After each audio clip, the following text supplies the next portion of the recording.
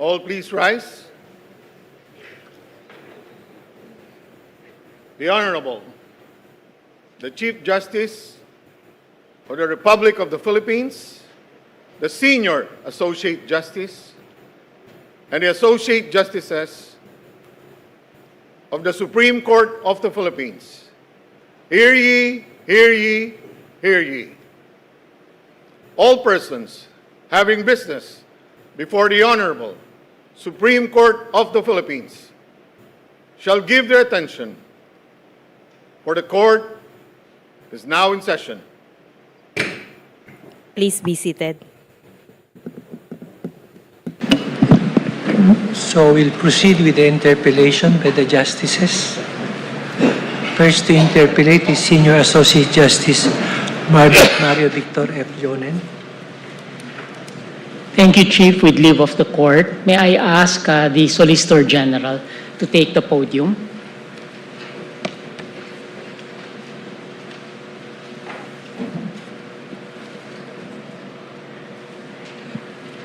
Thank you, Madam Solicitor General. I hope that you had a good lunch.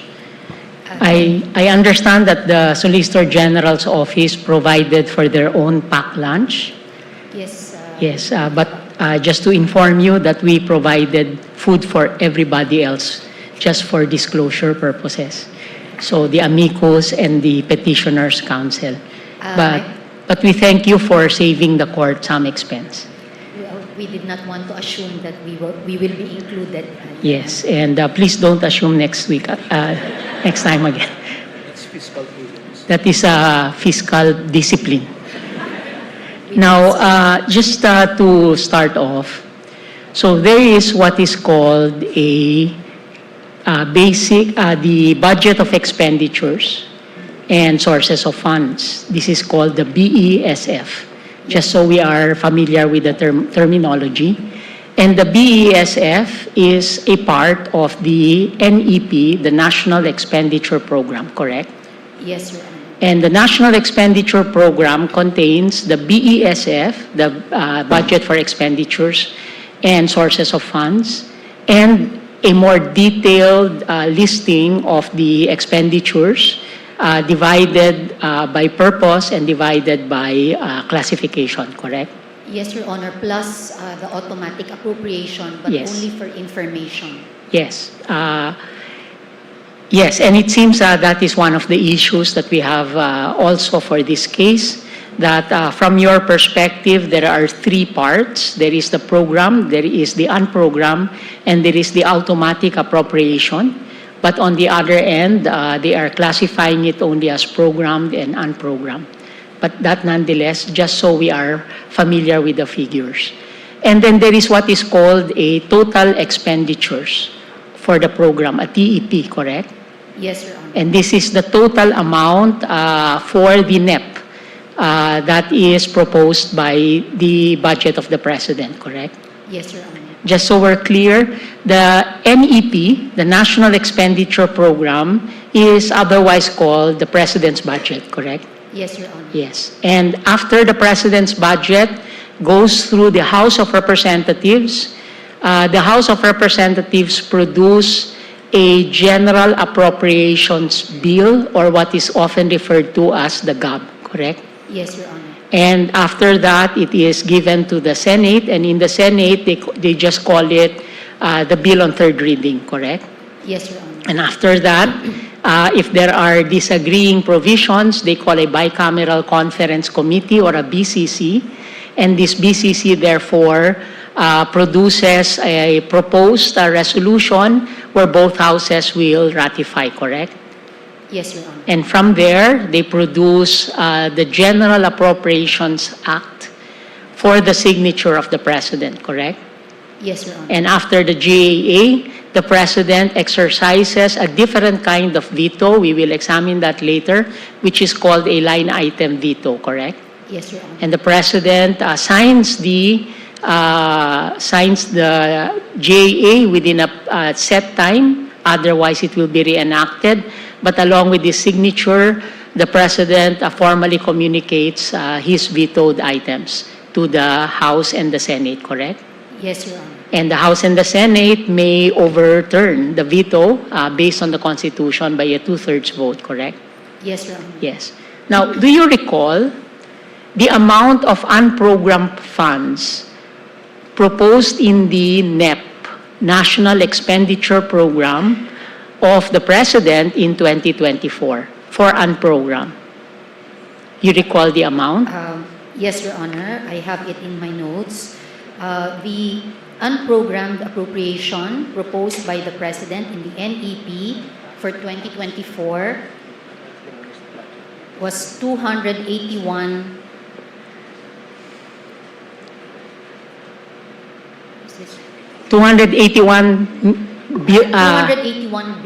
billion 908 million 056, correct? Correct, Your Honor. Yes. How much was the approved on third reading in the GAB, the General Appropriations Bill of the House, in terms of unprogrammed appropriations? Your Honor, I only have what's in the GAA. It was 281 billion 908 million and 56, similar to the NEP. Okay. Would you know how much, in terms of unprogrammed appropriations, did the Senate approve before the BICAM? Again, it was 281 billion 908 056. So as far as we are concerned, in 2024, which is the subject of the petition of Lagman et al. And Pimentel et al., the NEP was 281 billion, the GAB was 281 billion, the Senate was 281 billion, correct? Correct, Your Honor. And how much was the proposal of the BICAM when it met to conciliate disagreeing provisions? How much in unprogrammed appropriations? Your Honor, it is 731 billion 448. So it was 731 billion. Okay? Yes. And just so we are clear, let's show the slide so everybody knows what we are talking about. So up there, you will see now, NEP 281, GAB 281, Senate 281, BICAM 731. Correct? Correct. Madam Soljen? And per your argument, this is something that we should respect because it is an act of wisdom on the part of both houses to increase what was not debated upon from 281 to 731, meaning that there was a difference of 449.5 billion added into unprogrammed appropriations, correct? May I qualify my answer? Yes, Your yes, Honor? please, go ahead. It is a question of wisdom because when we say an act of wisdom, it might be ambiguous as to there's already a judgment if it was wise Yes. or not. Yes. And the hope of our hope is for the court to rule on a narrow question as to checking whether the power that was exercised by the Congress is within the constitutionally required constitutional requirements or if it was within the limitations that are provided by the Constitution, Your Honor. Okay, I will take that for now. In terms of total expenditures under the NEP, the National Expenditure Program of the President in 2024, would you recall how much it was? It was 4,301,676 million and some thousands of pesos, correct? In my notes, Your Honor, it is the total expenditure program is 5.7 For the NEP, billion. under the NEP, For the 2024. for the NEP, It was 4.3, correct?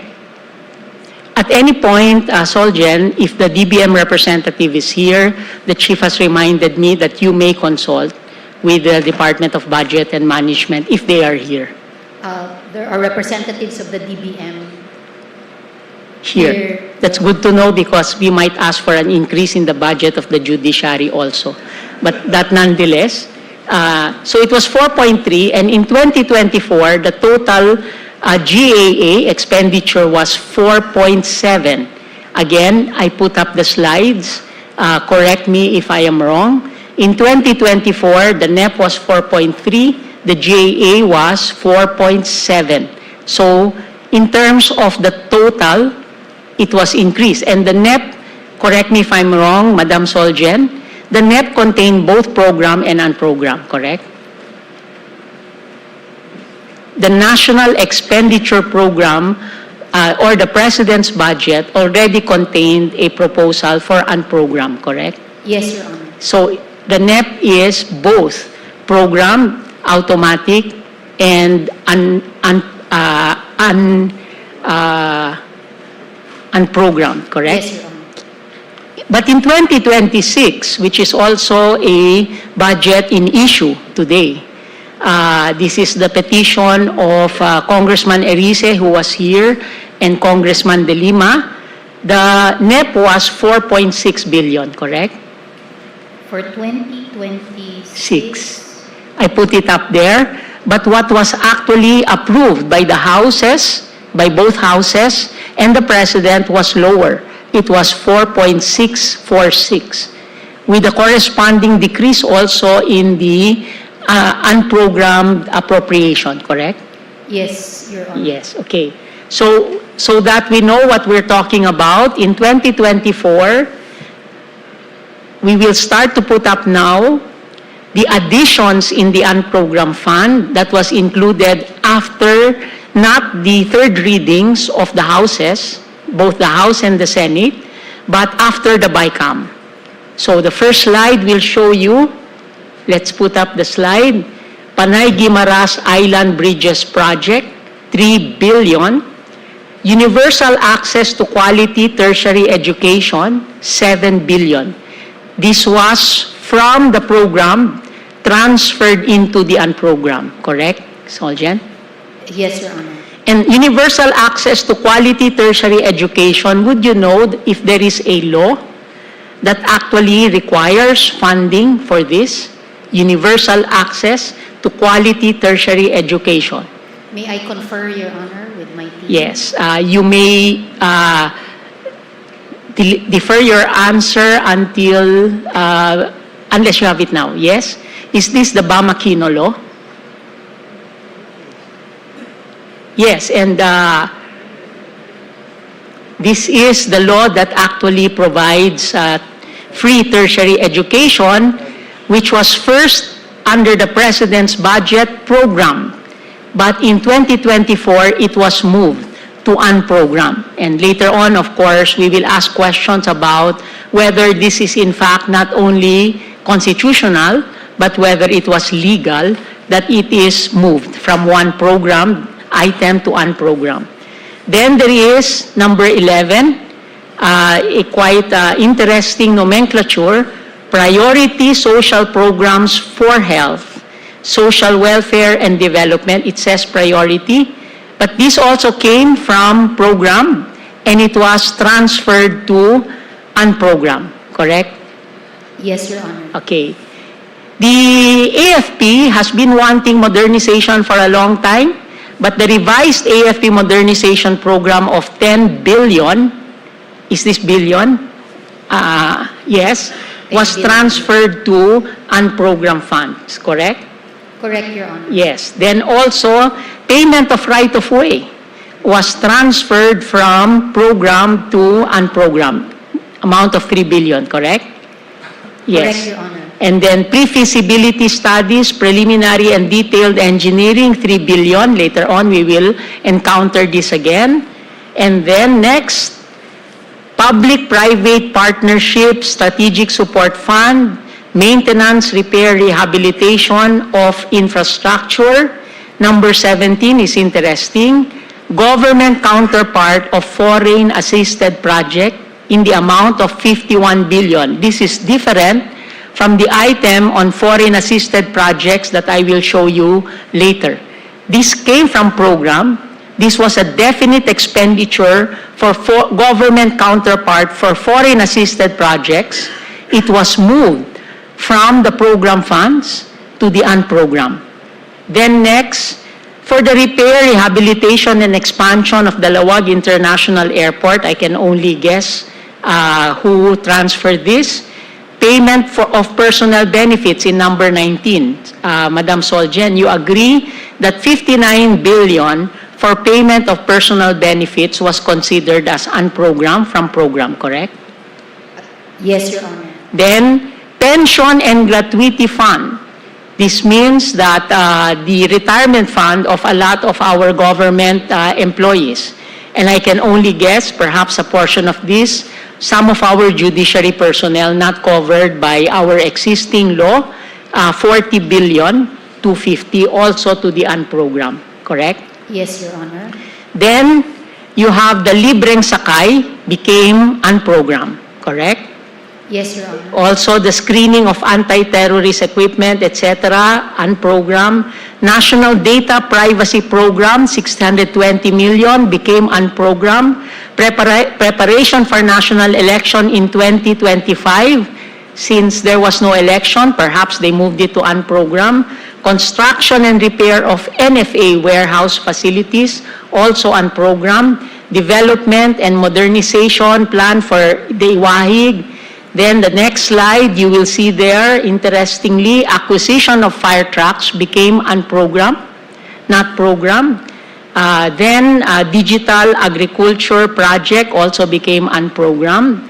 Then the next slide, aquaculture, fisheries, Marawi siege victims compensation program. This is the long-awaited compensation to the victims of Marawi. From program, it was transferred to unprogrammed. Supplementary feeding program, I think this was for younger kids that were indigents. Then, next slide, the creation of lawyer positions in the PAO became unprogrammed. Perhaps lawyers are not that important anyway. And then we have finally the last one, number 50, OWA Welfare Services. This is the office that produces support for OFWs, was also moved to the unprogrammed funds. This was in 2024.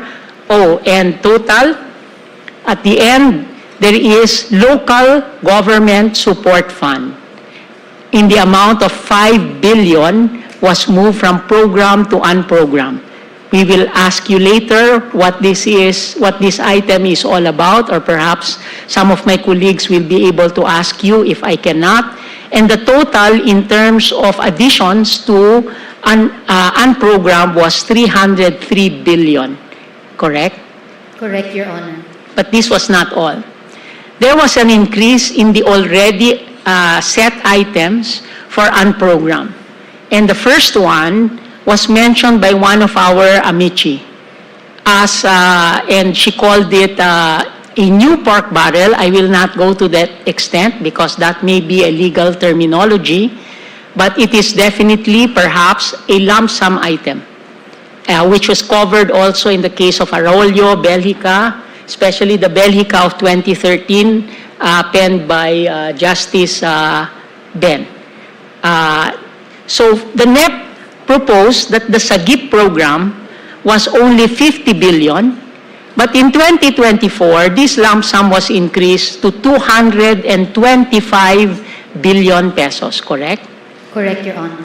And for support to foreign assisted projects, maybe they were, as one of our amici was saying, they were predicting that some of the foreign assisted projects in the pipeline might be approved. It was increased from 117 to 178, correct? Correct, Your Honor. So this is the situation that I think all of us are agreed upon, which is now at issue, because 2024, as shown by our various amici, was the year where there was an extraordinary increase in the amount of unappropriated, unprogrammed funds, not unappropriated, but unprogrammed funds. Okay, now let us proceed. The concept, let's talk about the architecture in our Constitution because we need to talk about the various provisions in context so everybody understands it.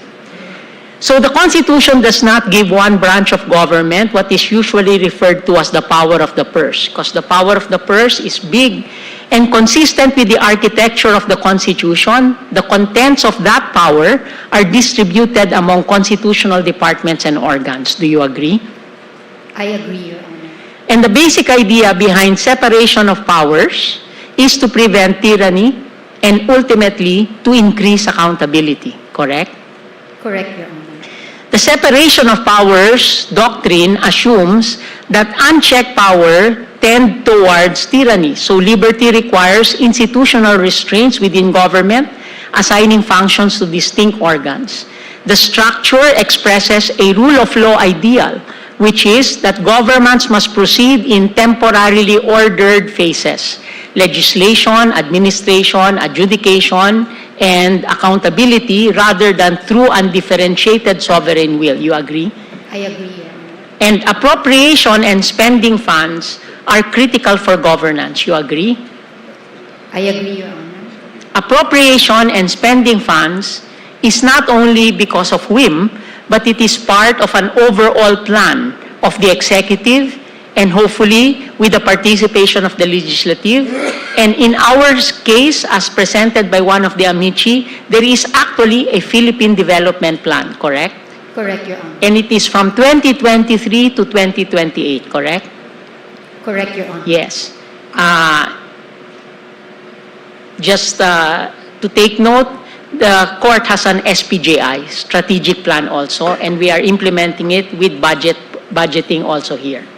So, but in a political economy where there is a deficit of equality, where there is poverty, and when therefore there is a lot of disempowerment, with most of our people being only able to govern through voting and dissent and criticism, the extent of prerogative of those in departments or constitutional organs must be clearly and adequately defined. Do you agree?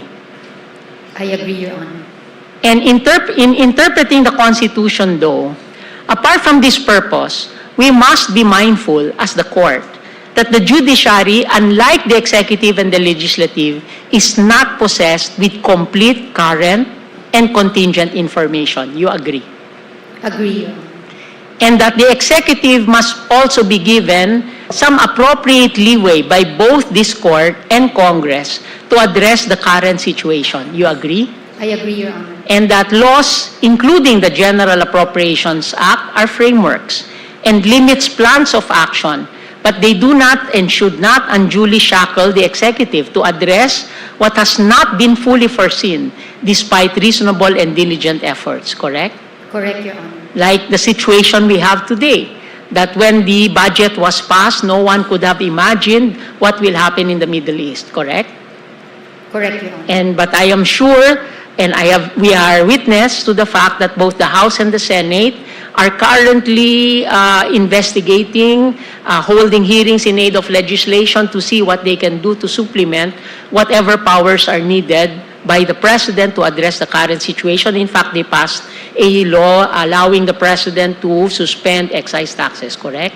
Correct, Your Honor. Yes. In other words, we should be mindful that we should not straitjacket the reading of the text of the Constitution, even with precedents, and make sure that the Constitution should be a living but empowering document, correct? Correct, Your Honor. Yes. Empowering, but also a document with accountability, correct? Correct, Your Honor. Because as Richard Posner said, the Constitution is a living document, but it is not a suicide pact, correct? In other words, the Constitution is a living document. However, it's not a suicide pact. In other words, all the departments must be rational in terms of arriving at their own conclusions with respect to their own power canalized, correct? Correct, Your Honor. Okay. And for a purpose of exercising the power of the purse, just so that we are all clear, this is divided as follows. The executive, the president, and there's only one executive in the Constitution, it's the president, and everybody is the alter ego, prepares the budget, correct? Correct, Your Honor. The legislature, and that is Congress, with the House acting first, authorizes or appropriates, correct? Correct, Your Honor. Then the president, and the president only, spends or executes with clarification, again, by our case in 2013, that the legislature has no participation in the post-enactment or execution stage. You agree? Agree, Your Honor. And the Commission on Audit, as a constitutional organ, checks on the expenditures, correct? Correct, Your Honor. The Ombudsman can prosecute, correct? Correct, Your Honor. And the judiciary, of course, is tasked with interpreting the boundaries of these powers as contained in the text of the Constitution and in statutes, correct? Correct, Your Honor. Now, during your presentation, in your opening statement, you mentioned the case of KMU versus Aquino. Do you recall in what context? That KMU versus Aquino is the ponensya that actually said that the court respects that all the organs of government can have first crack at the interpretation of the text of the Constitution, and it respects that, correct? Correct, Your Honor. But then there is also some wording in that case that says that in the final analysis, it is the duty of this court to give a final reading, correct or wrong, correct? Correct, Your Honor. Yes. Would you know how I know? You were the ponente. Yes, I was the ponente, and the case was unanimous in terms of this court. Okay. Now, let's look at the actual provisions in the budgetary process so that we are also clear. To look at the architecture of the Constitution, we start with the basic provision in Article 6, Section 29. So it's up there. No money shall be paid out of the Treasury except in pursuance of an appropriation made by law. You agree with me that this single provision shows the relationship between the executive and the legislature, correct? Correct, Your Honor. Yes. Is there any other money that can be spent by government that is not in the Treasury mentioned in the Constitution? No, none, Your Honor. All collections are submitted to the Treasury except for fiscally autonomous institutions like the judiciary, because there is a separate provision in the Constitution for that, correct? Correct, Your Honor. Yes. So, the whole cycle includes preparation of the budget, appropriation, budget execution, and budget audit. Agree? I agree, Your Honor. The issues we now face are generally about that stage of authorization or appropriation, correct? Correct. With its impact on preparation and execution, but principally about authorization. You agree? I agree, Your Honor. So, in terms of preparation, the provision, the basic provision on the part of the executive is Article 7, Section 22, which states that the President shall submit to the Congress within 30 days as basis for the General Appropriations Bill a budget of expenditures and sources of financing, correct? Correct, Your Honor. Yes. And the budget of expenditures and sources of financing in the current interpretation, in practice, contemporary executive interpretation, and in the law as contained in the administrative code, the BESF is actually the budget of expenditures and sources of financing, correct? Correct, Your Honor. And it says including receipts from existing and proposed revenue measures, correct? Correct, Your Honor. At some point, we will see that the word including is contested by the respondents and one of the petitioners. But it's very clear here that the President only submits one budget, correct? Correct, Your Honor. Because it says a budget of expenditures and sources of financing. We will relate this later to Section 25, subparagraph 1, in relation to the increases in the budget of the President, correct? Correct, Your Honor. Yes, and the budget contains, you agree with me, sources of financing, correct? Correct, Your Honor. Yes. Now, parenthetically, here. does this provision allow deficits? In other words, is there anything in our Constitution that says that our budget must always be a balanced budget? None, Your Honor. Madam Soljan, just to be clear, what is a balanced budget? A balanced budget, Your Honor, is you have expenditures, and the expenditures will have to be supported by the sources of financing. Yes. So, would you say, so this allows for this statement, and the Constitution allows that the President actually tells Congress, we are going to have a deficit, correct? Based on the projected revenues as well as the expenditures, that we will have deficits, correct? Can you repeat your question? In other words, that the Constitution allows the President to communicate to Congress through the NEP and through the budget of expenditures and sources of finance, that we are expecting to have a budgetary deficit, which means that our current income revenues coming from tax and non-tax measures will not be sufficient to cover the proposed authorization of expenses, correct? Correct, Your Honor. Yes. Sa madalit salita, pwedeng sabihin ng Pangulo sa ating Kongreso na ang kanyang budget ay kulang sa revenue, pero mas marami ang expenditures. Tama? Tama, Your Honor. Yes. May I clarify Yes. also?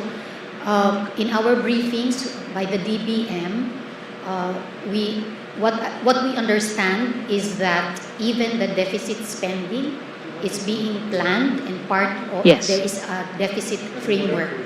Yes. Globally, there could be a target level which is accepted as an acceptable level, and it will depend on our executive branch Yes. as to what that level is. Actually, later, we will go into a bit of the economics just to make sure that people know that this is legitimate to have a deficit financing. I will not go into it with you. I will go into it with some of my former professors. And I do so with a lot of trepidation because I did get a high grade in basic economics from Professor Monsod, and also a higher grade in public finance from Professor Dr. Jokno. And I don't know if they can recall those grades now. But in any case, subject to contempt of court, of course. So deficits are there. Mainly, they can be filled in by income. Let us say they did not predict that there was high dividends from one of our government-owned and controlled corporation, non-tax revenue, correct? Correct. Or perhaps a new tax that would be passed by government, correct? Correct. Or a good performance of our economy, therefore increasing the amount that we collect in, let us say, value-added tax because there is more transactions, correct? Correct, Your Honor. So also, it can be filled in by borrowings. Correct. Such as, for instance, when the Monetary Board issues a treasury bill of different maturities depending on their monetary policy. And these are actually borrowings that we have, correct? Correct, Your Honor. And technically speaking, all our currency is in a debt, except that we will not get into that, correct? Thank you, Your Honor. And that it is also possible that we borrow from foreign sources, correct? Correct, Your Honor. And with respect to foreign sources, that is also regulated by the Constitution, more specifically Section 20, which actually says that the only, that we can contract, the President may contract foreign loans only with the prior concurrence of the Monetary Board, correct? Correct, Your Honor. And that the Constitution also says the discretion of the Monetary Board and the President to contract foreign loans can be regulated also by Congress because it says as may be provided by law, correct?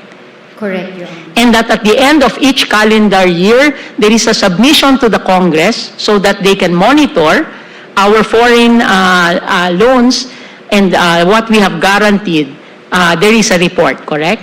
Correct. And that the manner of this report can be governed also by law, correct? Correct, Your So there is a check and balance with respect to foreign borrowings, and this was wisely included in our 87 Constitution. It was not in our 35 Constitution by the constitutional commissioners. One of them is actually present in the session hall right now in the person of Commissioner Christian Monsod, correct? Correct. Yes, and I had the privilege of being a research assistant of a constitutional commissioner. I carried the briefcase of one of them at that time, so I know how they thought in a while. Okay, and domestic borrowings. Who authorizes domestic borrowings, if you know? May I confer, Your The Monetary Board for Treasury Bills, etc., and others. Okay. Now, all these proposed borrowings, should they be indicated in the budget of expenditures and sources of financing? It should be included. Your So it is there. It is part of the premise of the budget that is given there. They are going to say, the President is going to say in the BESF that there are going to be loans. So in other words, the NEP already contains all the premises for all types of budget, program, unprogram, etc. Correct? Correct, Your Honor. Yes.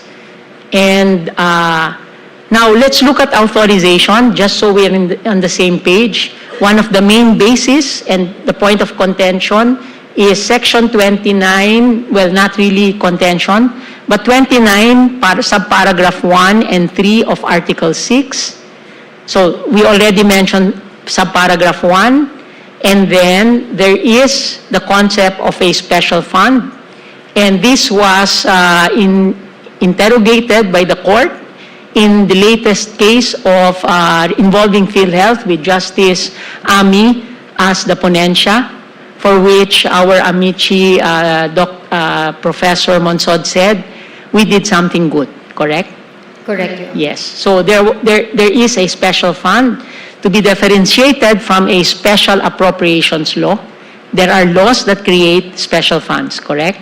Correct, Your Honor. Very briefly, are these special funds the SAGF, special allotments in the general fund? Is this the same? The special fund, if the law that provides for the special fund says that it is automatically appropriated every year, then it goes to a SAGF, it goes to an account. So, all special funds are or should be in SAGFs, correct? And not all SAGFs are special funds. Yes, that's correct. Okay. Incidentally, the legislature is also involved in terms of taxation as a revenue source, correct? Correct, Your Honor. So therefore, when the President says that in the BESF that it will request for new revenue sources, it will in fact be signaling to Congress that they will be proposing new taxes, correct? Correct, Your Honor. Yes, and this is covered in Section 28. I will just flash it briefly, just so we know. Now, there are limits to what Congress can do with respect to the President's budget, correct? Correct, Your Honor. And let's read and parse the provisions very carefully before we go into further interpellation. So let us look at Section 25, subparagraph 1. There are two sentences there. The first one is, Congress may not increase the appropriations recommended by the President for the operation of the government as specified in the budget. Correct? Correct, Your Very clear. And it says, the appropriations recommended by the President for the operation of government as specified in the budget, correct? Honor. Correct, Your Honor. Now, Madam Solgen, there is another word, the same word budget, that appears in Article 7, the President, correct? That was Section 22, where it said the President shall propose a budget of expenditures and sources of financing, correct? Correct, Your Honor. As part of the NEP, correct? Correct, Your Honor. So therefore, here it is clear that whatever is in the NEP should not be increased by Congress. Your Honor, may I... You will qualify. Yes. Because for you, the unprogrammed funds, no, first, the automatic appropriations are not part of the budget of the President, correct? That's correct, Your Honor. And the unprogrammed funds are also not part of the budget, correct? They are not part of the budget that is... We believe that that is not the part of the budget where the prohibition on increasing the ceiling is applicable. Okay, I'll take that for now, under advisement. But the point is that, so if you say automatic appropriations is not part of the budget of the President, then I will ask you later to locate it in the Constitution where it is. And the other point is it possible that the unprogrammed funds is not in Section 1, subsection 1, but in subsection 4?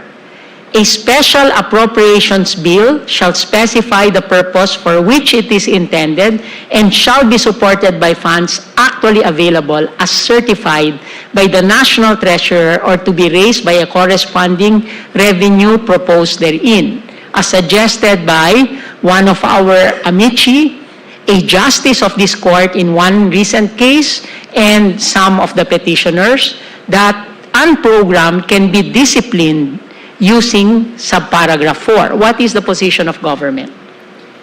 It is the position of government that the Special Appropriations Bill is a separate provision in the Constitution. The Congress has the option. It can be invoked, it can be passed, and historically has been passed. In our study and survey of the different special appropriations bill, the length of time could be as, I think I saw... We can go to the difficulty of passing a special appropriations bill at some point, and it can be part of the query, I think, of some of the justices. But as far as I'm concerned, I just want to locate where you see automatic appropriation. You say that it is not in subsection 1, and you're asking the court to actually make a ruling for the first time that automatic appropriation is not part of the GAA. Okay, the automatic appropriations, we say that it is not part of the President's budget because the NEP, which is the President's budget, is presented to the Congress for their approval. However, the automatic appropriations, our premise is that it already has an approval. So we were actually asking the DBM, then why are you including it in the budget, which could be a source of confusion? Because people will just look at the totals, but and their explanation is that for fiscal programming and for transparency, so that it is informing Congress of the total allocation, including the allocations for the automatic appropriation. So in that sense, it is only for disclosure in your words, yes. in your comment, in your omnibus comment. It is for disclosure, not for purpose of appropriation, correct? Yes, Your Honor. Yes, but there is a purpose for subparagraph 1, and we can go to that later. And whether that squares with your characterization of automatic appropriations is there. And indeed, this court has just ruled in the case of P.A.K.U versus P.A.K.U, where it actually said that there is an automatic release of P.A.K.U funds to it's P.A.K.U versus Philippine Sports Commission from P.A.K.U et al. But we will get to that later. In any case, just to flag the different points of view of the parties in relation to unprogrammed appropriations. Now, at issue also is, to a certain extent, presidential certification. I think this was raised by, if I'm not mistaken, the pleading of Pimentel et al., former Senator Pimentel. And what is at issue is the concept of when the president can certify, and flashing to you on the screen, except when the president certifies the necessity of its immediate enactment to meet a public calamity or emergency. So later on, I will ask you, because of the certification, was it possible to ratify the BCC, the Bicameral Committee Conference report, in just the same day that it was distributed? Okay. Just for our information, how thick is the General Appropriations Act? It is a few feet, no, inches. 3 to 4. Thousands of 4 pages. volumes. Yes, and thousands of pages, correct? Correct. So they will have the NEP with them, and they will also have the GAA with them, and in between, they have the GAB, they have the Senate version, and they have the Bicameral Conference Committee report, the big one, and the small committee report for 2024 and 25, correct? Correct. Yes. So you admit that there was a small committee conference report? Not yet. I have. Just so I am very clear that it is in fact there, that there was a bicameral conference committee report and preceded by a small committee report. I have not seen a small committee report Okay. yet. Yes, because I asked you and I wanted you to be more deliberate and conscious, just so the transcript will not show that the government has admitted. Okay, now, appropriations is a special kind of law. It is not an ordinary law. This applies to general laws and perhaps also special kinds of law. Appropriations is a special kind of law because first, it originates from the House, Article 6, Section 24. Second, the President has line item veto on this particular law and no other. Third is, by the end of the fiscal year, it immediately lapses. Unlike any ordinary general law, it does not immediately lapse. It is reenacted, correct? Correct. Yes, and there is, in fact, a position from one of the petitioners, because of the automatic reenactment, what is always the national emergency involved in passing a law? Just so we're clear that we acknowledge that there is that issue and you had your own response, correct? Correct. Thank you. May I now ask, I will call on you later, may I now ask on our amici, Professor Solita Collas Monsod, and may I ask her to take the podium this time? Because she has called me out that during her presentation, she lost her opportunity to actually face the court and bank because she was sitting down.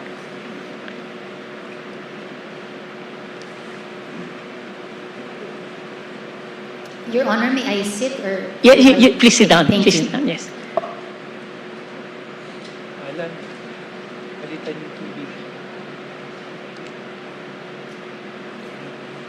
Thank you, Professor. May I just ask a few basic questions, and I hope my questions are correct. The budget for 2024, 2025, and 2026 is based on deficit spending. And our research shows these figures in terms of the deficits in the program. So for the 2024 program, it was 5.6% of the total budget, total expenditures. In 2025, it was 5.5%, and in 2026, it is 5.3%. Would I be accurate to say that this is the rounded off figures? I have in my figures 5.7 in 2024, 5.6 in 2025. Okay, so I stand corrected. No, Yes. You may be right. Yes. Professor, my question is, why is there a deficit budget? Why is it economically sensible to have a budgetary deficit, because the understanding of the ordinary person is you do not spend what you do not have. And therefore, why is it that government produces a deficit? Well, the government budget is a little different from the household budget. The household budget, the family has to stay within its limits. But in the government budget, considering certain plans, the need for government to stabilize the economy or to do whatever, it needs certain funds and can be allowed to have a deficit as long as over time that deficit is removed and it becomes surplus. In other words, the budget balance is not only for 1 year. It can be, the budget can be balanced over a longer period of time. And may I ask, that deficit is not something that is arbitrary, No, but it is something that is studied by our economic managers. absolutely, sir.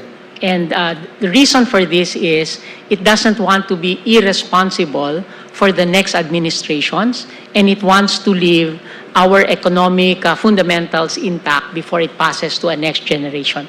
That's right, sir. Okay. Now, to cover the budget, just so we are clear, there are non-tax revenues and there are taxes as revenues. And if I may just show very briefly and very quickly, non-tax includes fees and charges, not taxes, income from treasury operations. These are interest incomes on our government deposits, like from our land bank. We have advances to GOCCs that are returned, income from our investments, including Maharlika Fund, etc., guarantee fees that are paid to government, foreign exchange risk cover fee, government service income. Am I correct here that these are the income from treasury operations? Your Honor, you're right. Yes. And then for national government income, collected by the Bureau of Treasury, shares in dividends, airport terminals, etc. Then we have royalties for our natural resources like Malampaya, and we have foreign grants. Am I correct, Professor, that foreign grants are not treated the same as foreign loans? They are different. Foreign grants don't have any interest component. And foreign Loans, you grants, have to pay interest. yes, and because foreign grants are almost free, Gifts. gifts, so we receive them, subject only to the political conditionalities or other conditionalities that a donor may give. But does this need to go through the monetary board or our economic managers? I'm not sure that it has to go. But if it's a grant, it will be Yes. definitely accepted. Yes.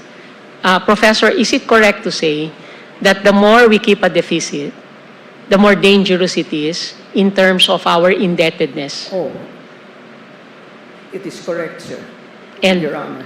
therefore, even the deficit that is proposed by our economic managers, and you were one of those key economic managers many times in our government, and you teach this also to our up-and-coming economists, that it is very important that we keep it also to a certain ratio or percentage.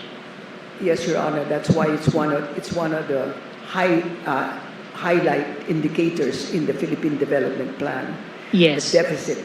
Yes, and would you kindly enlighten us what are the important ratios that we should take into consideration? Well, the eventual target is to get that deficit down to zero. As I said, the government has is allowed certain leeway, but it must eventually get down to zero. That's why the deficit target of the 2028 budget of the 2023-2028 development plan was to get that deficit down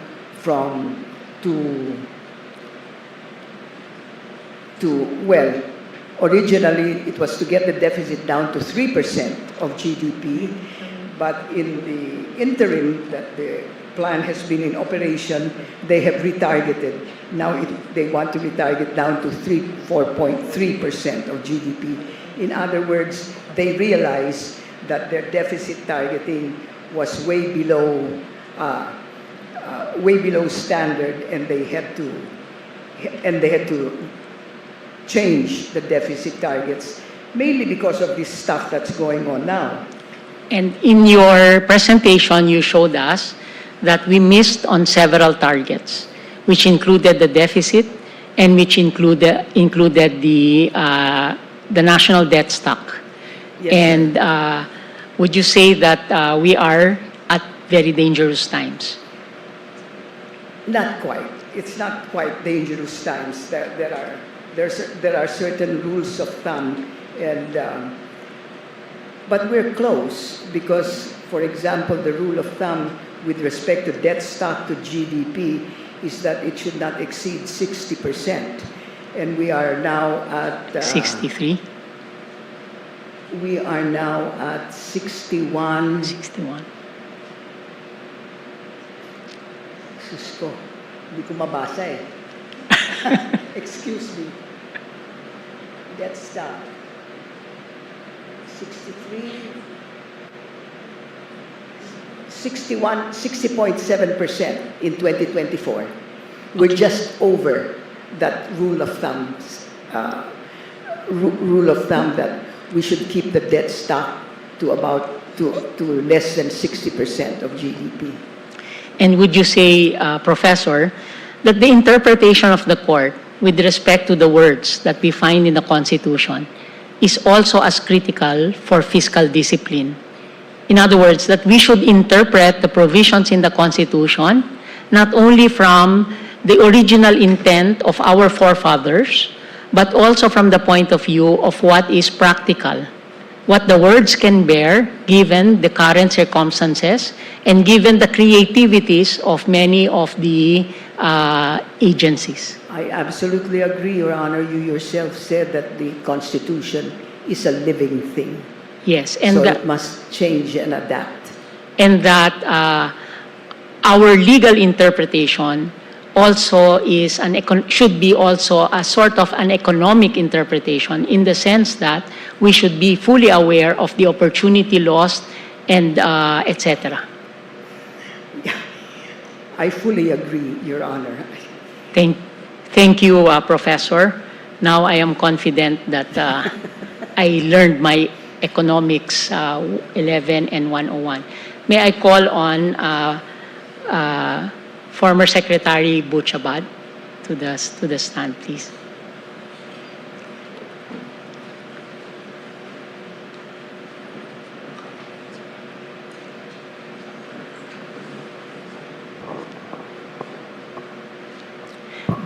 Secretary, you once were quoted as having called the alarm regarding our debt stock.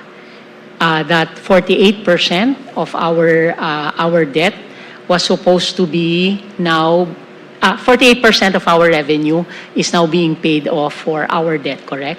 That's correct, Your Honor. And since you were DBM Secretary, may I ask, where in the NEP or the BESF do we find the commitments to pay for interest rate on our debt, both domestic and foreign? It's, well, in the GAA, you can find the allocation for servicing interest.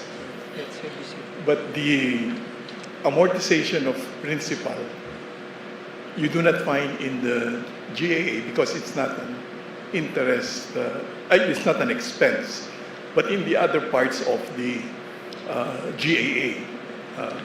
So that is what I want to clarify, that the payment of the principal cannot be found in the Government Appropriations Act, even if it is something that we use our resources for, but it is not subject to the authorization of the Congress, nor is it made public as to how much our principal costs us for every year.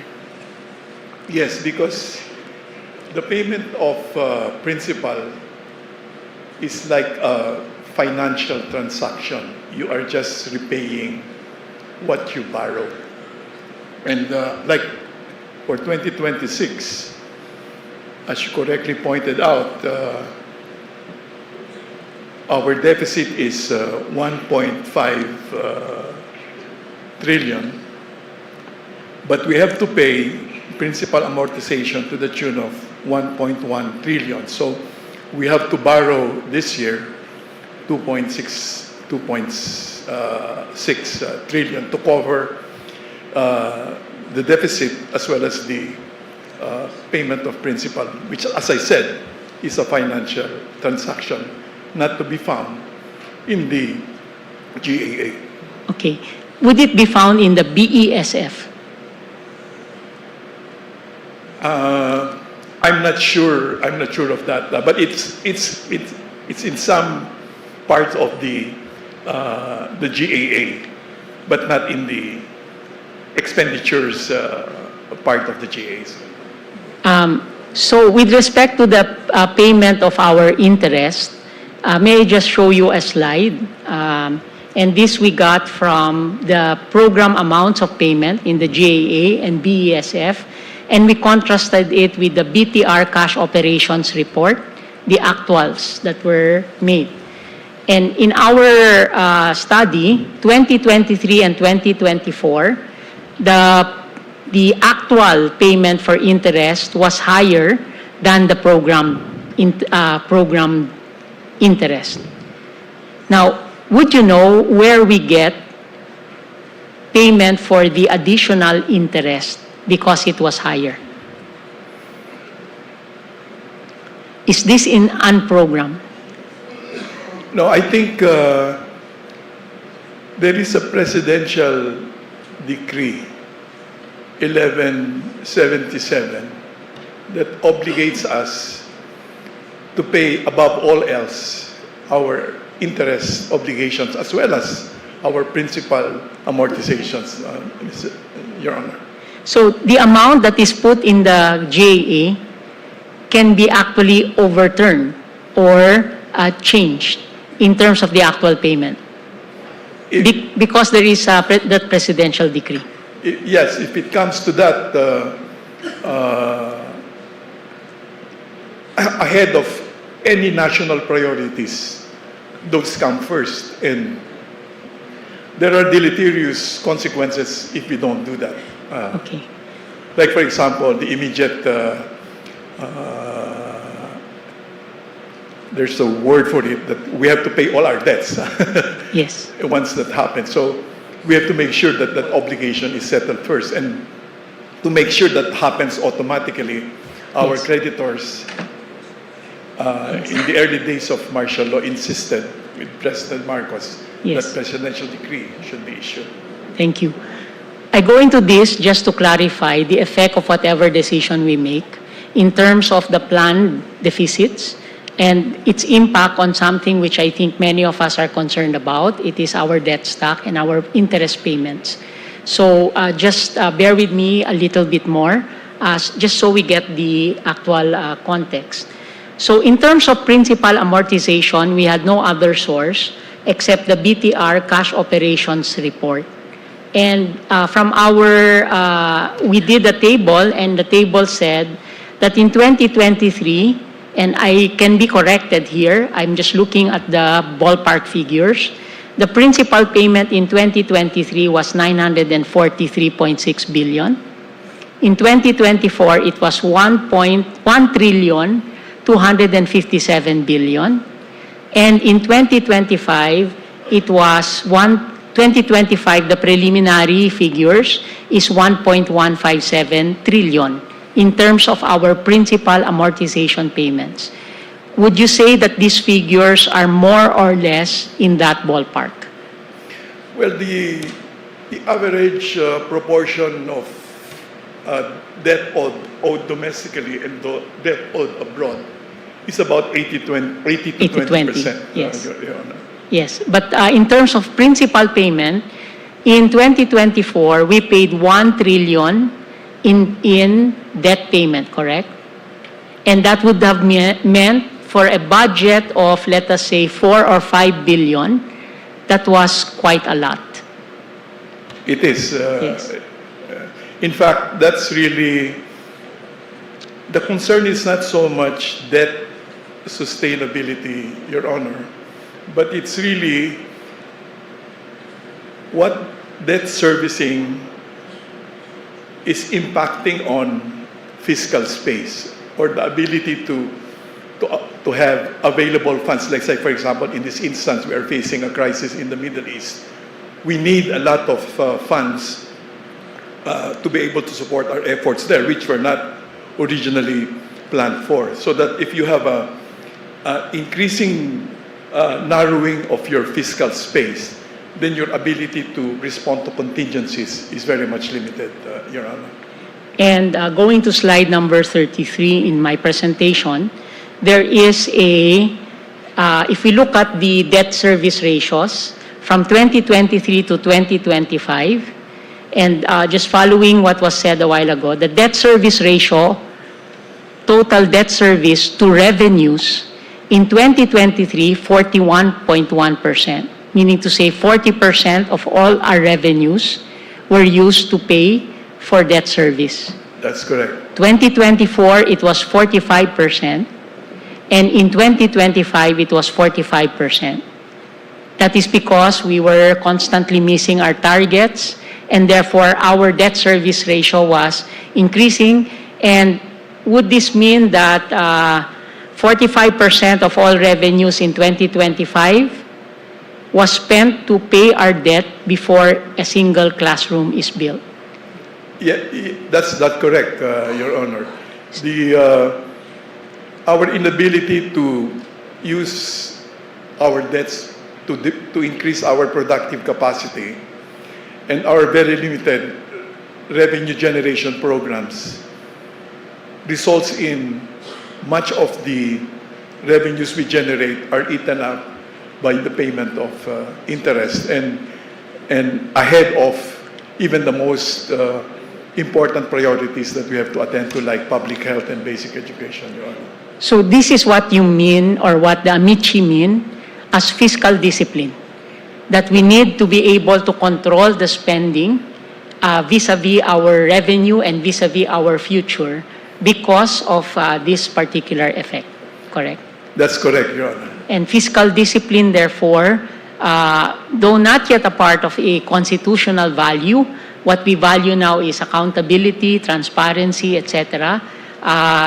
Would you say that it should be one of the targets in terms of a constitutional value to be proclaimed by this court because it has such an important bearing to the interpretation of some of the provisions that will have economic consequences?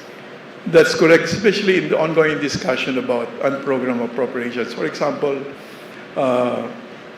Your Honor, if we take a huge part of the appropriation cover of foreign assisted projects and put them somewhere else, you mean, while you can pay for those use of the appropriation cover for some other projects, well, you can pay for them by cash management. Eventually, you still have to pay borrowings and the increase in deficit that will happen. But these are things that are not known publicly, and in fact, it's good that we're talking about unprogrammed appropriations, especially for the past 3 years when a good part of the program appropriations were diverted for other projects other than what the President put in the national expenditures program, Your Honor. Thank you, Secretary. The other point that I'd like to make is the debt service ratios, the targets for 2026 was premised on a growth rate, correct? That's That correct. growth rate being 6.6%, if I'm not mistaken, correct? But actually now, it might be different given the current circumstances. Is that correct? That's correct. And therefore, Radically. actually, it was 6.5% and showing to you slide number 35. Okay, we did very basic, and this might be wrong, but a recalculation.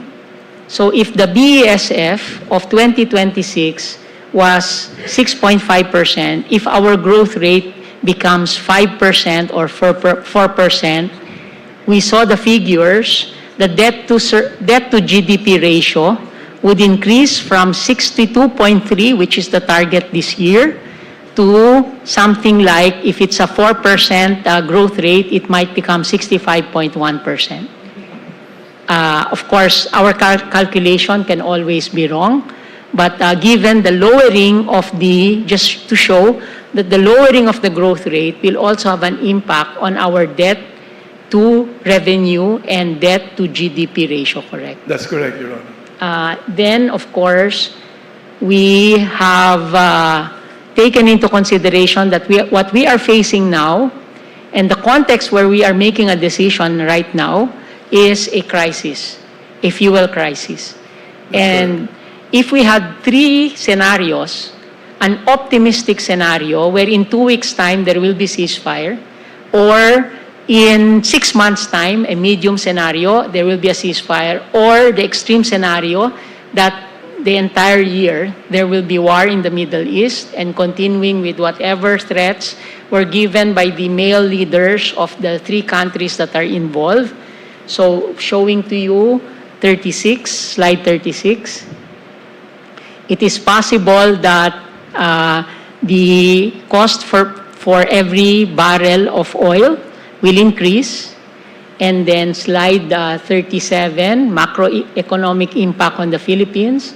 And slide 38, it will have indeed a very strong impact on our projections, or the projections right now under the GAA.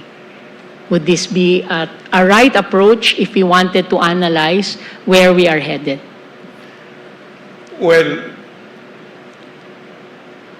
it's better to see a worst-case scenario and prepare for it, and then if a lesser degree of crisis happens, then you're more or less covered. But our difficulty as a nation, Your Honor, is that this crisis that came upon us as a result of the Middle East war is really more an aggravation over a crisis that has been simmering. In fact, if you recall the statement of the central bank governor, he said, "I've done everything that monetary policy can do to grow our economy, and it's time for reforms in governance and it's time for fiscal reforms and governance to do their share." So this is an aggravation of an already existing structural crisis, and that the governor of the central bank said that they've done everything that they could with respect to monetary policy. I am tempted to ask Dr. Jokno, except that I cannot, because it will have an impact on our markets if I ask him something about that. But thank you for that. And again, when we did this, just to see our context, we were so thankful that we are only reading the law and the Constitution and not managing our economy. But that we know that whatever we do in interpretation will have an impact on what we need as a country. I agree, Your Honor. Thank you, Secretary. May I now...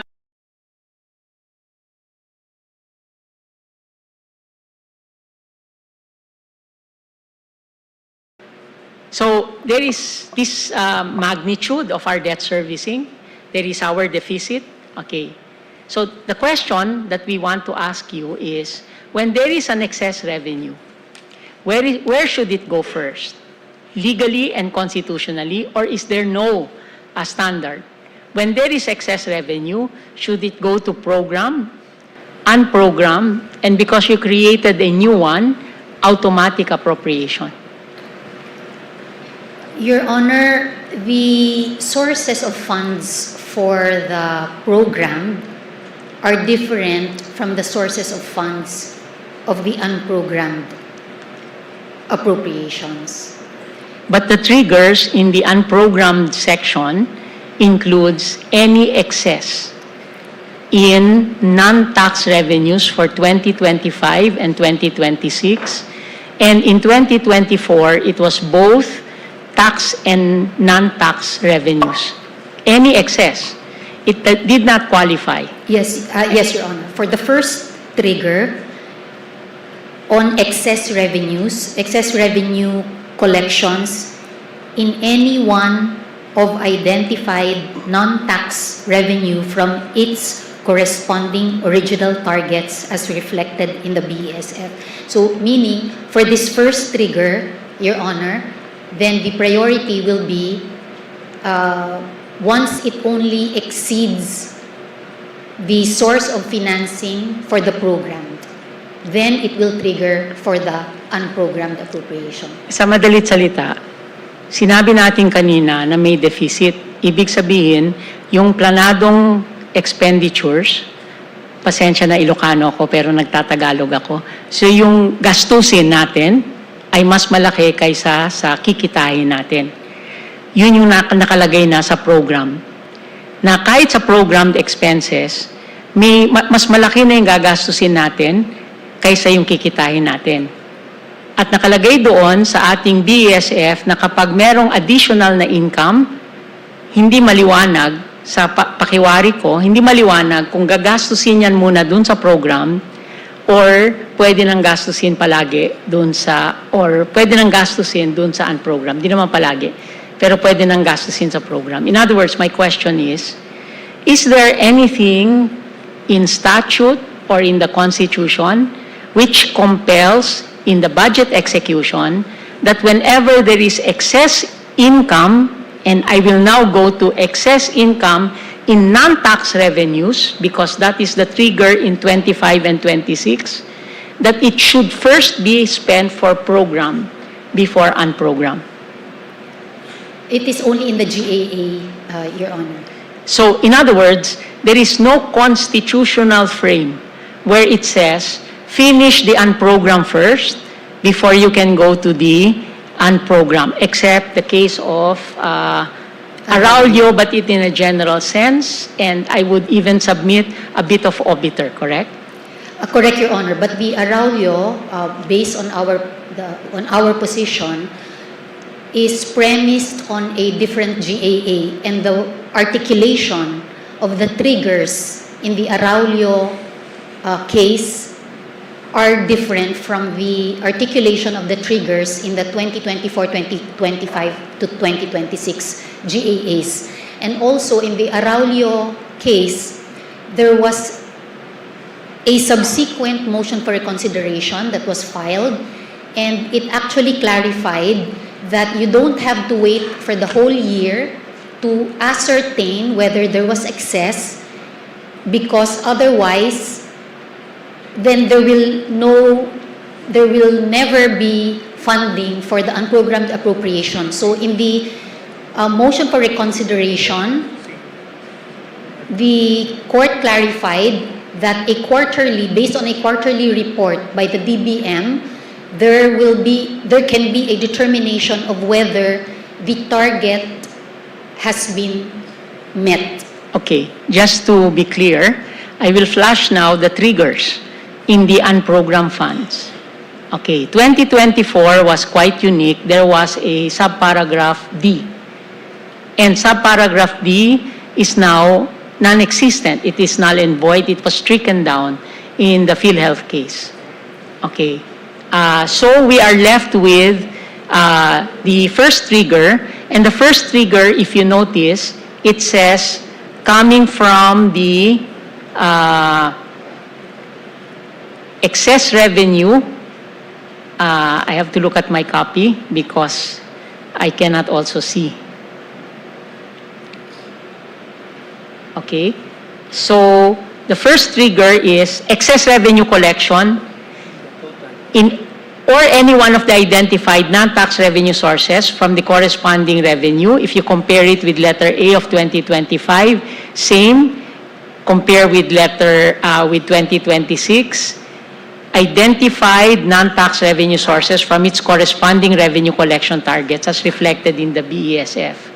Then in the letter B, new revenue collections or those arising from new taxes or non-tax sources.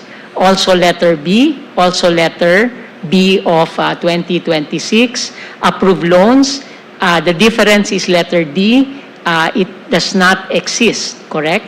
Correct. Do you notice any other differences?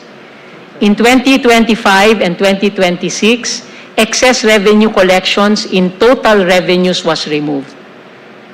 Correct? Correct, Your Honor. As well as fund balance of GOCC. Correct, Yes. Your Honor. This is the only provision in the GAA which controls where excess revenues, new tax sources are to be spent. Correct? Correct, Your Honor. So there is nothing in the GAA which allows the DBM and the President to allow a SARO to be used immediately to pay for unprogrammed appropriations. Correct?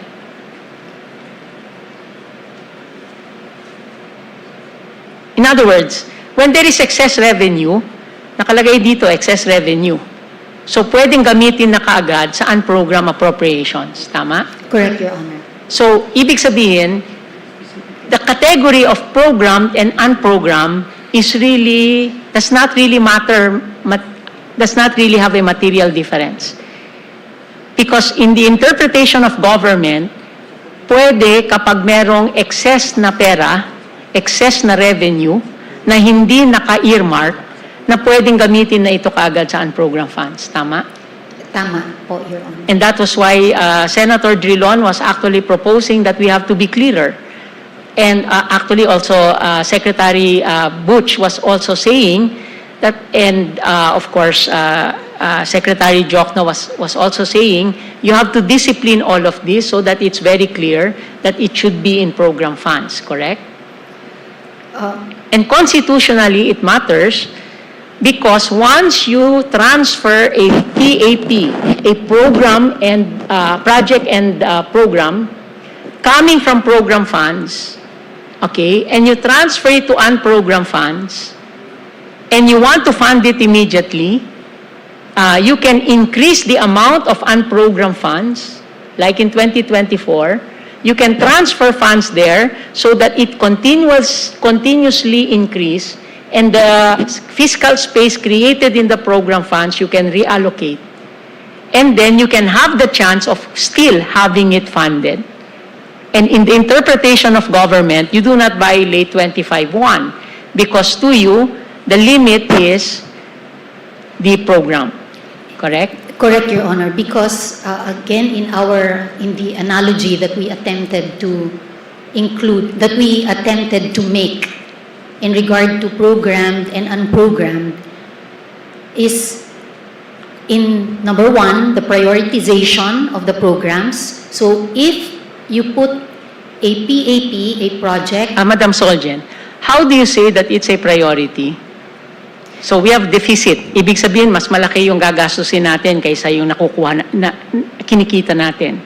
Pero kapag lumaki yung kita natin, what you're saying is, there is nothing in the GAA, and I do not see anything in the GAA, which says you have to fund the program first before you go to unprogram. Is there? okay.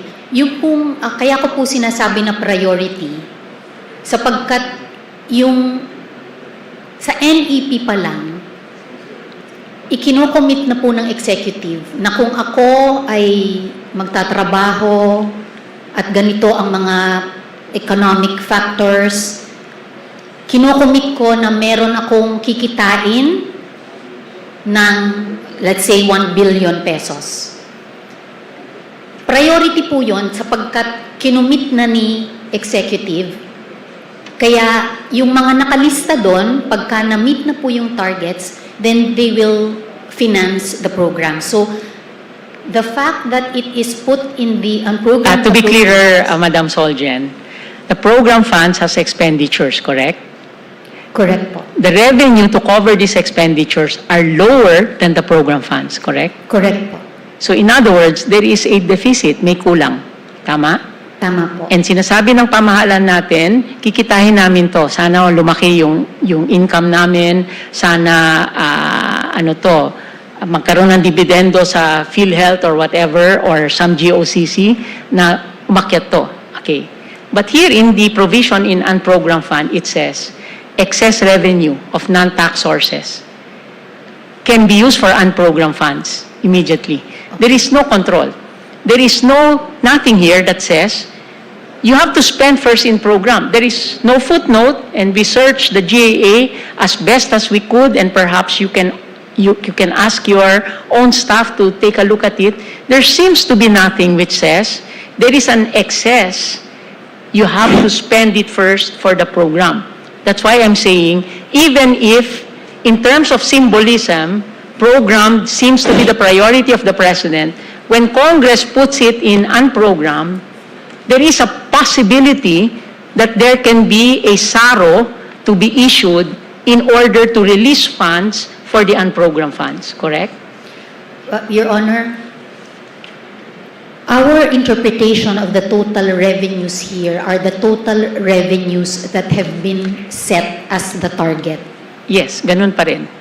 Ibig sabihin, yung tinarget na income and targeted expenditures, may deficit pa rin. May pagkukulang yung kikitahin batay sa BESF mismo.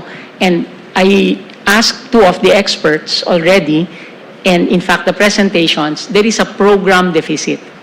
And the program deficit will be funded by non-tax sources and debts. Pero ang sinasabi ko ngayon, nasaan dito sa GAA natin, yung provision na nagsasabi, pag meron kang bagong kita, gamitin mo muna sa program. Is there in the law, in the GAA law? And my next question is, should it be in the reading of our Constitution that that cannot be done? That when the government commits program funds, that it cannot use whatever it earns immediately for unprogrammed, because your concept of unprogrammed is standby. Ano hong ibig sabihin ng standby? May mauuna sa kanya. Ibig sabihin, halimbawa sa isang pamilya, sasabihin na mauunang kakain yung mga maliliit na bata kung kulang yung pagkain natin. Therefore, yung mga matatanda naka-standby. Hindi sila yung mauuna. So, my next question is, was there any expenditure in 2024, 2025, where the unprogrammed came before the program funds? May I confer with my team? Yes. Your Honor. Meron, di ba? Yes, Your Honor. My team confirms that. I am confident about that because that was presented to us during the PhilHealth oral arguments. That there were expenditures that came first from the unprogrammed rather than the program. Okay, now, before you spend for unprogrammed, there has to be excess, correct? Correct, Your Honor. And therefore, by the way, what is a SARO? What does SARO mean? Just so we are clear about the abbreviations that we are using.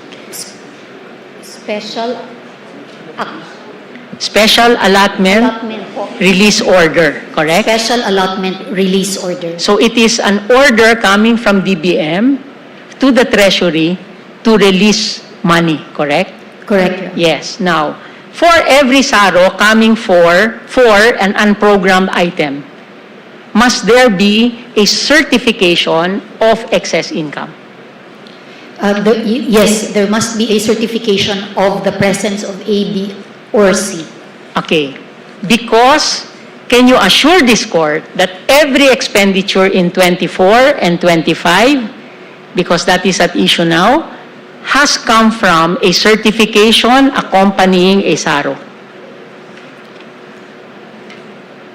That's theoretically the case, Okay. Your Honor. So, can I ask the government to submit to the court copies, a listing of all the SAROs from the authorizing release from the unprogrammed, as detailed as possible, meaning to say not accumulative, But all the SAROs, you can list it down and give us digital copies. And for each of the SAROs, please match it or correspond it to a certificate of income or whatever the treasury issues, certification of excess income or 1, 2, or 3. We will comply, Your Honor. Can you comply by next week so that the justices who will interpolate can have that as a resource also? We Correct? will comply, Your But as far as we are concerned right now, you admit that there is nothing in the law or in the Constitution that says that whenever there is excess income, the budget execution is compelled to first do program. Okay. May I clarify, Your Honor? So again, because in my understanding of the supporting financial sources, because they are defined and they are not commingled. So meaning if the sources of funds for the program are A, B, C, D, the sources of funds for the unprogrammed are E, F, G, or maybe A plus 1 in terms of the first. And so that's why, to me, there should be no other requirement to be found in a law or in any provision in the GAA because the sources are different. Okay. You say that it's specific. But if you look at 2024 trigger, it actually says excess revenue collections in the total revenues. Meaning to say, basta't excess dun sa total. Okay? Or in any one of the identified non-tax revenue sources from its corresponding revenue collection as reflected in 2024. Noong 2025 and 2026, they removed the total and they just put their excess revenue in any one of the identified non-tax revenue sources. Meaning to say, for the identified non-tax revenue sources, it was almost earmarked. Kapag may increase, any increases there was already earmarked for unprogrammed. Correct, Your Honor.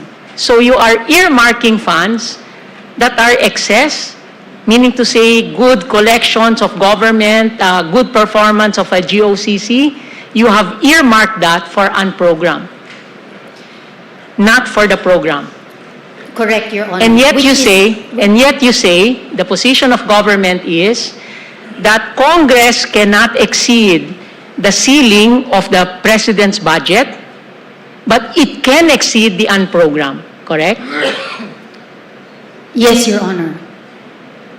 That's why it was 303 billion pesos, correct? Exceeding. Correct, Your Honor. So if I were a member of the House, and I will not certainly become a member because I cannot win any election, but if I were a member of the House, bakit ko ilalagay sa program?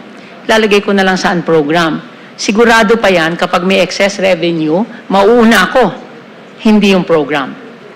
And I can put anything in unprogram so long as the leadership or the BICAM will accept. That's why it was a jump of about 400 billion from the agreements of the House and the Senate, and then bicameral increase it by 400. I would rather go there because I can add everything that I want in the unprogram. So goodbye fiscal discipline. Your Honor. Yes. Where did I make a mistake? Okay. In assuming that the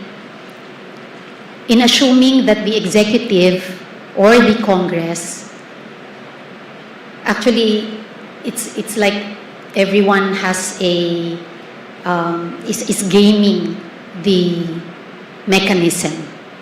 It's as if we are thinking that why would the Congress not put the priority programs in the unprogrammed appropriations because that will for sure be funded. which is incorrect. Because if the government... You have asked a question that I will ask from someone coming from Congress.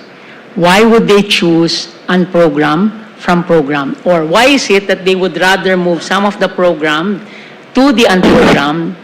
So it creates fiscal space in the program because there is a limit, correct? And Correct. therefore, they can make inclusions. I'm trying to avoid the word. Inclusions, insertions, etc. into the program. That's a theoretical possibility. I'm not saying that that happened. But what I'm saying is you create a fiscal space and then you move it to by moving it to unprogram, and then you can put whatever you want in the program. Okay, that's one possibility. Okay, now, of course, we do not assume the worst. But then it is our role to actually put the guardrails so that this will not happen. And therefore, to prove that I am wrong, therefore, that is why I'm requiring, were there expenditures from the unprogram that came before expenditures from the program?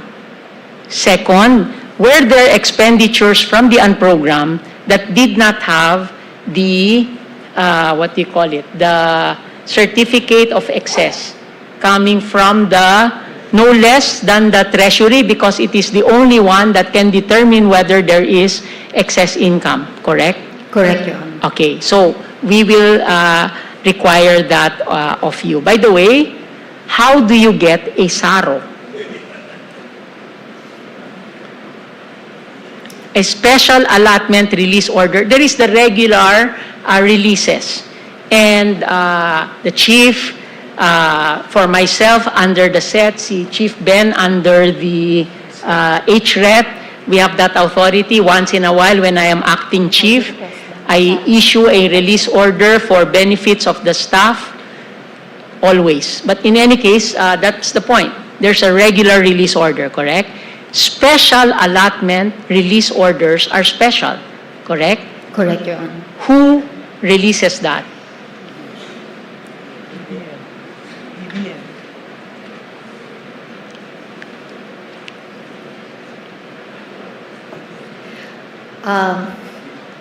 The note here says, please ask BBM. Well, BBM is the... DBM, okay. And before the DBM releases, this is the President's budget, correct? Correct, Your Honor. Must the DBM always clear with the Office of the President that it will release a special allotment release order? You see, the DBM is part of an economic management team, correct? Correct. And therefore, they have to make sure, as you said in your opening statement, they have to make sure that the funding is within their entire plan. They have a Philippine Development Plan, correct? Correct, Your So Honor. is it the practice that the DBM issues it, this SARO, because it wants to? Okay, I've gotten information. Some secretaries said that they need the president, and some say that it's within the power of the Secretary of DBM. Okay, for this administration. Just so we know, because we are about to come to a ruling with respect to how it is. And if it is only an alter ego lang pala nagre-release ng SARO, then that will weigh heavily on us. Because at least if it's the president, we will know that we are dealing with a co-equal entity. And the president, of course, comes with a lot of respect in this courtroom. For the current secretary, in our briefing, he said that he confers with the president. Okay, for every SARO, therefore, that is also with the consent of the president. It should be. Okay, and of course, you're going to give us the SARO. Are SAROs only for unprogrammed funds? I don't think so, Your Honor. Yes. Anyway, please cover the process of the SARO also in your memoranda, because that is very important for us to be able to identify. Okay, thank you, Madam Soljan. May I ask Dr. Jokno? Thank you, Your Honor, for now. Okay. Madam Soljan, just to be clear, for every SARO there needs to be consent by the President? Based on what Secretary Rolly told us, that for the release in the unprogrammed appropriations, he has to get the alignment of the President. And for the Budget Secretary before the current Budget Secretary? I do not have that information now, Your Honor. Okay, thank you. Please be ready because I am sure the next interpellator after me will ask you again. Yes, we will prepare, Your Honor. Yes. Good afternoon, Dr. Jokno. Good afternoon. During your time as DBM Secretary, did you need the permission of the President to release any SARO? Yes, because SARO, it does not apply only to ADAN program allocations. It applies also to some special funds like Calamity Fund, Contingent Fund, and Miscellaneous Personal Benefits Fund. That you need the approval of the President. But may I answer the previous question? Yes, yes. Okay. I researched and I found out that there usually Congress would increase the appropriation of certain departments like Public Works, and they will reduce the allocation for DOTR, right? So he cannot veto that increase. Otherwise, the whole budget will be Affected. right? Yes, because So, but he has a general instruction that he will say, I have found, it is interesting that the Congress has increased the allocations for certain departments. Now, my instruction is this, okay? I'm just paraphrasing the veto message, that they should submit a special budget to DBM, coming up with a revised performance targets, and it has to be consistent with our cash programming and other rules and procedures, and approval of the President. There's always approval of the President, except in 2024, that I noticed. Okay. thank you for that very But enlightening. I will put that as part of my brief, Thank- Your Honor. Thank you. Can I just ask some contextual questions? So this concept of unprogrammed funds, in your experience and your research, when did it actually start? Well, I have not looked at us way back in 2019. As I said, I prepared the when was EDSA one? 1986, right? I 1986. prepared the 1987 budget. That's the first and only budget under the Freedom Constitution. And I already used the unprogrammed appropriations at that time. And it has been used ever since.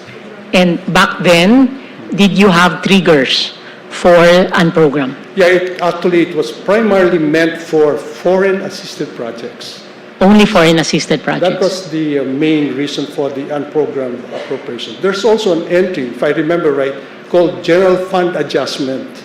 So for example, there's a pending case that is finally decided by the Supreme Court after 20 years, and there's an instruction from the Supreme Court to that agency to pay this guy or this contractor. We get the money from that General Fund Adjustment, Yes, unprogrammed. yes. But nowadays, Dr. Jokno, the Supreme Court does not need 20 years to decide.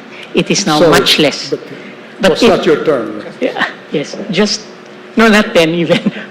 But the point is that it was there as a standby fund for things like foreign assisted projects. So in your opinion, today, it is still important to have unprogrammed funds. Definitely, Your Honor, because as I said, any project delays is costly. For example, they remove funding for the subway system that's supposed to be finished by 2029, right-of-way appropriation for the subway, and also the north-south rail system, they remove, and they put it under unprogrammed. That will cause a delay of at least 5 years in the implementation of that project. At the same time, because it's delayed, then we have to pay what is called commitment fee to the lending agency, and that's usually around 0.25%. Just to be clear, so you are saying that the funding for the subway was moved from the program to the unprogram? Well, I have some numbers there. I will put that in my brief. Yes. So in other words, in 2024, 2025, Several years. for several years, the funding that was supposed to be for the payment of the subway was moved from the program to the unprogram. Or it's deleted from the program.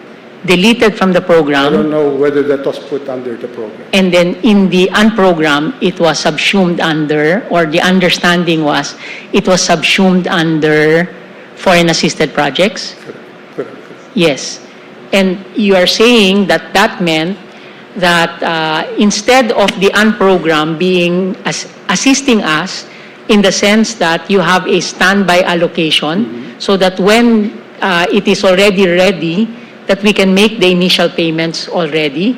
What happened with the subway was we had to spend more because there was no allocation to pay the Correct. counterpart. It cannot move forward because there's no funding for right-of-way acquisition. Okay. And you mentioned another project. What The was it? North-South rail system.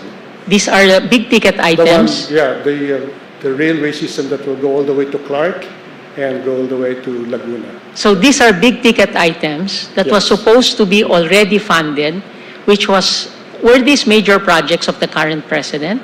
Yes. Yes, these were, This was done to create what you say fiscal space, Okay. so that the congressmen and the senators will have their own projects Okay. funded under program appropriation. so just to repeat what you said, and this is not my words, so this was deleted, these two projects, big ticket items, The budget for the right-of-way was budget for the right-of-way, for the purpose of creating fiscal space. I have the numbers. Yes, thank you.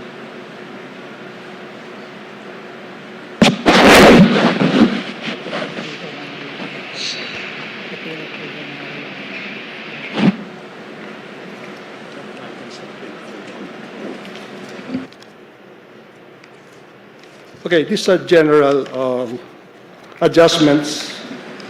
The budget of the Department of Transportation for year 2022 was reduced by 49.9%, from 151 billion to 75 billion.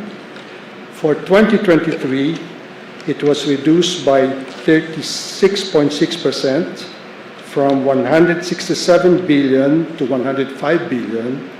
In 2024, it was reduced by 65.5%, from 214 billion to 73 billion.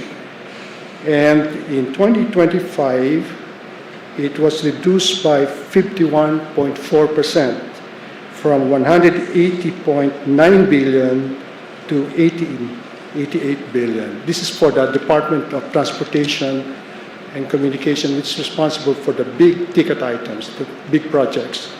At the same time, the budget of the Department of Public Works was adjusted from 38.6 billion to 786 billion in 2022, then, or by 14.6%. Public Works, okay. And then in 2023, it was adjusted from 718 billion to 894 billion, or by 24.5%. And then in 2024, from 822 billion to 997 billion, or by 21.4%. And in 2025, from 900 billion to 1.1 trillion pesos, or by 21%. Okay. Thank you for the data, Dr. Jokno.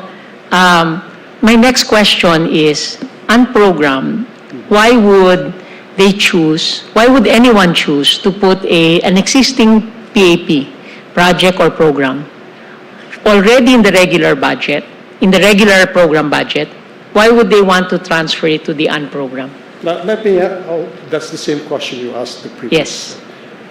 The procedure is like this.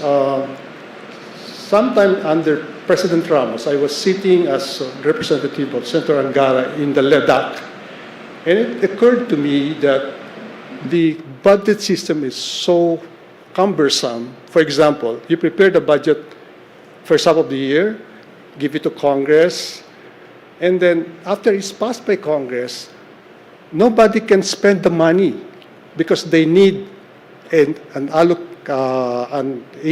SARO or a GARO, okay? They still need that. And I said, what the hell? But why not use the General Appropriations Act as the release document, which we adopted, okay?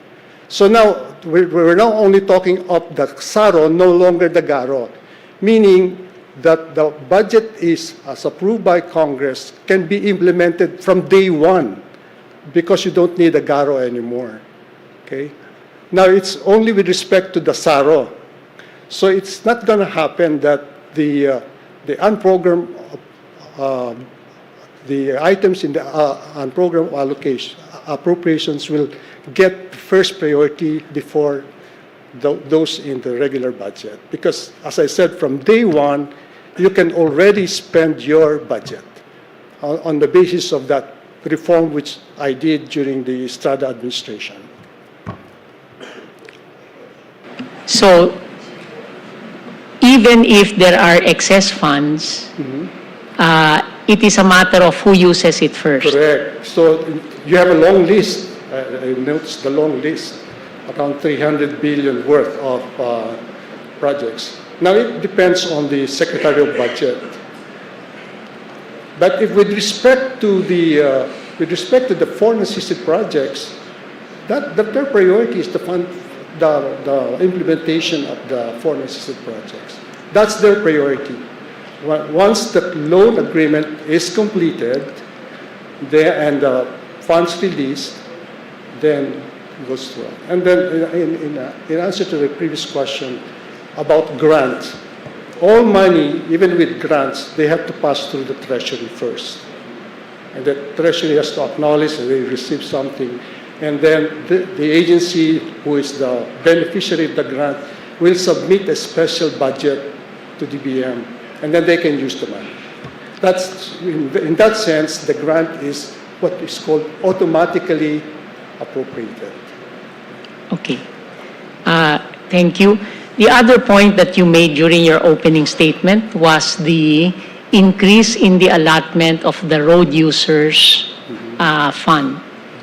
Okay. Can you enlighten the court why there is a push usually to increase the road users fund apart from what is provided in the NEP?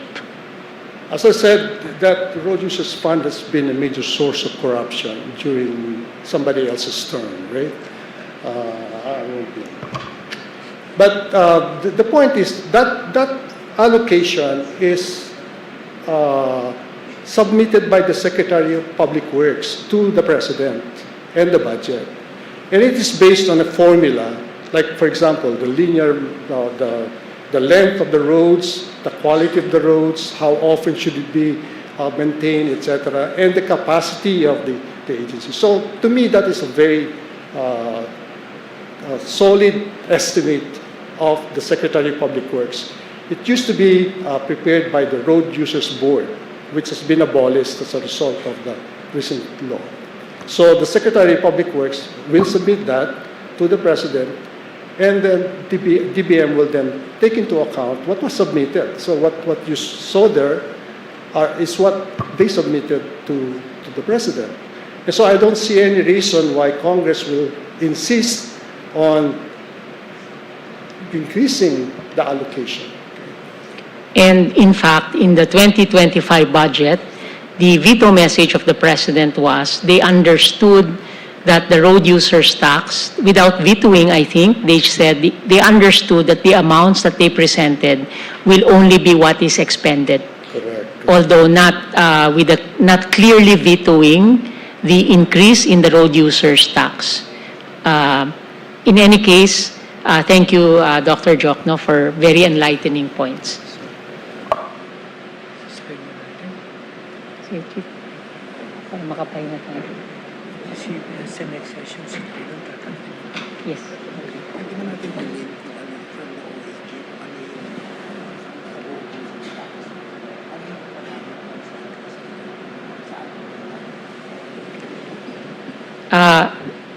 Before the Chief is intending to adjourn, but may I just ask the Solicitor General? So kindly also prepare information about the usage of the road users tax in 24 as well as in 25. Yes, Your Honor. Yes, for submission to the court, all of the requests during this interpellation, kindly submit before noon time of Wednesday next week. Before noon time of Wednesday, so that you have Tuesday next week para 1 week na total. Would that be okay, Chief? Yes. We will comply, Your Honor.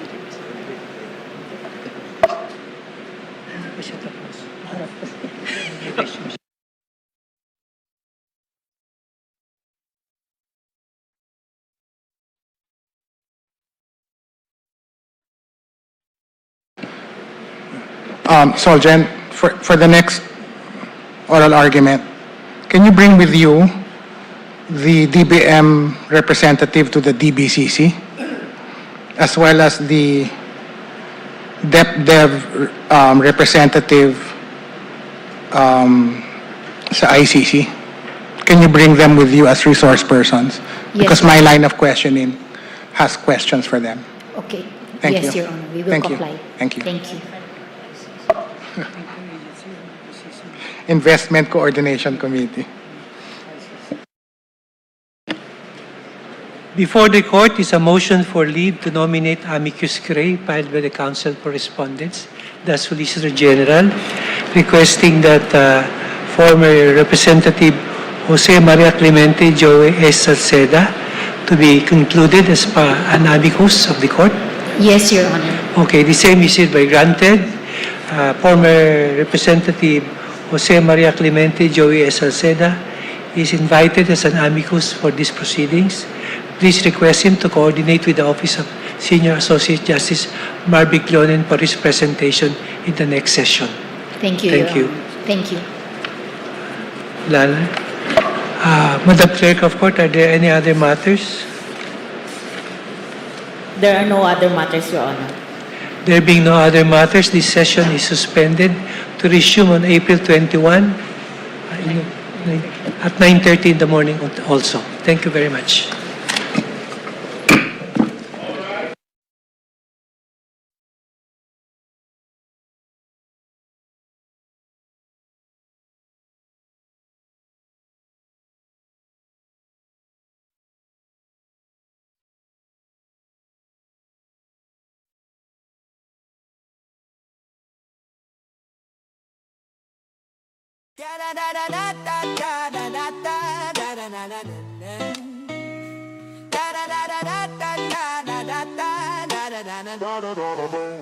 May budget na inapruban, sa kongreso'y pinagdebatehan. DPWH ang gagawa, kontratista'y napili na. Ang pondo ay milyon-milyon, para sa aming proteksyon. Yung pala'y koleksyon. Biglang bumuhos ang ulan, ang proyekto nyo nasaan? Ang pader na substandard gumulang, kami ang naiwang luhaan. Palakpakan, ang bida ng baha, palakpakan. Hindi na nahiya ang kongresistang nagbatot ng gulong at dilata. Sa trahedyang sila rin naman ang may pakana. Yeah, palakpakan, ang galing-galing niya. Yeah, palakpakan, may kickback pala. Eto ka na, naka-rescue, Mahal para kang may fest, may dalang relief goods na may pangalan mo. Ang pondo pala'y sa kickback nyo nang galing to. Lahat sila'y napapahanga sa pag-arte ninyo. Ang galing ninyong manggoyo. Biglang bumuhos ang ulan, ang proyekto nyo nasaan? Ang pader na substandard gumuhulang, kami ang naiwang luhaan. Oo, palakpakan, ang bida ng baha, palakpakan, hindi na nahiya. Ang kongresistang nagabot ng tulong at dilata, sa trahedyang sila rin naman ang may pakana. Palakpakan, ang galing-galing niya. Palakpakan, may kickback pala. Oh, ayos ba ang tulog niyo sa gabi? Habang kami binabanggungot at nilalamig ang budget sa kongreso, sa DPWH tinipid. Ilang buhay sa tingin nyo ang naging kapalit?